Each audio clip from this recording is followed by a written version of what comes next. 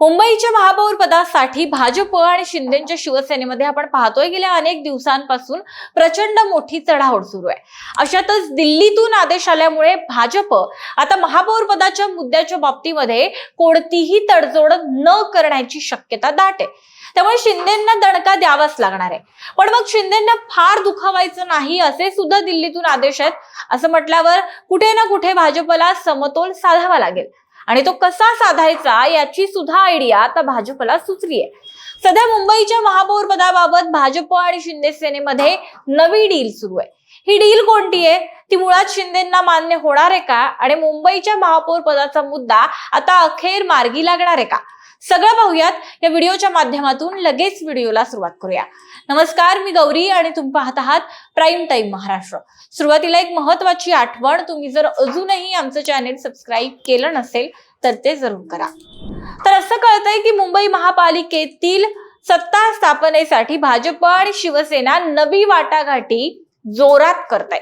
मुंबईमध्ये भाजपला शिंदेंचा पाठिंबा हवाय आणि शिंदेंच्या या पाठिंब्याच्या बदल्यामध्ये भाजप नाशिकमध्ये शिंदेंना आपल्या सत्तेमध्ये वाटा देणार अशा पद्धतीची ही नवी डील आहे। एकीकडे नाशिकमध्ये भाजप स्वबळावर सत्तेचा दावा करत असतानाही मुंबईच्या महापौर पदासाठी शिंदेंसोबत ही तडजोड किंवा ही डील करण्यास भाजप तयार होत आहे। म्हणजे तुम्हीच बघा, आपल्याला सर्वांना माहिती आहे की मुंबईतील महापौर पदावरून भाजप आणि शिंदे सेनेमध्ये तणाव निर्माण झालाय।